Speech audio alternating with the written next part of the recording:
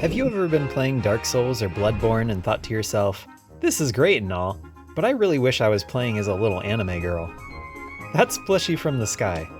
Following in the footsteps of games like Code Vein and Little Witch No Beta, in the enchanting world of Plushie from the Sky, players take on the role of a little angel who accidentally falls from the heavens. Armed with a plushie, a weapon that's both adorable and deadly, our protagonist embarks on a quest to find her way back home.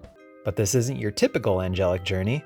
It's a whimsical adventure filled with cuteness, chaos, and some really bizarre moments. I mentioned this during my video on the most recent Steam Next Fest, but just as a quick recap, Plushie from the Sky is a charming, goofy, indie-developed action RPG that's also sort of like a Souls-like, but also sort of a 3D platformer. It's got a lot of really creative and interesting things going on in it, which I really appreciate in video games.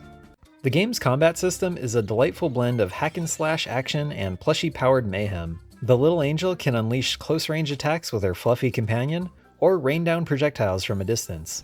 You gain access to 4 different stuffed animals as the game progresses, each with its own stat buffs and benefits. I definitely found myself favoring the melee attacks over the ranged attacks, but it's nice to have the option to switch back and forth between the two on a whim.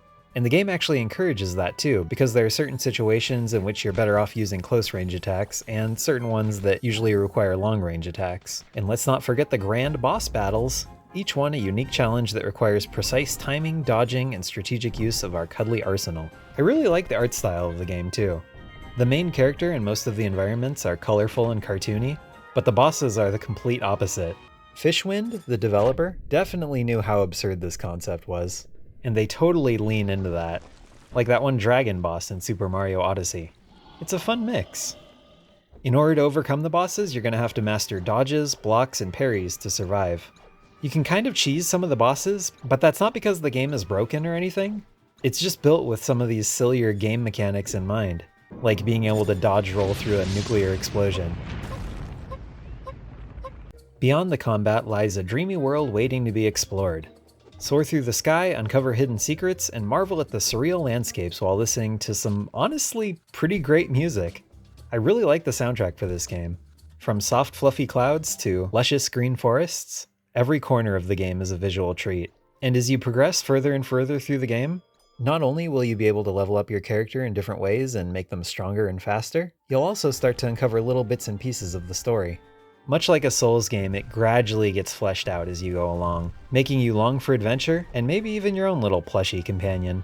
The game also has a crazy twist ending that I don't want to spoil, so I won't say anything more about it, but just keep that in mind if you're a fan of plots with crazy twists and turns. Plushie from the Sky is an experience. There's so much insanity in this game, I feel like it's the kind of game that Japan would go absolutely nuts over.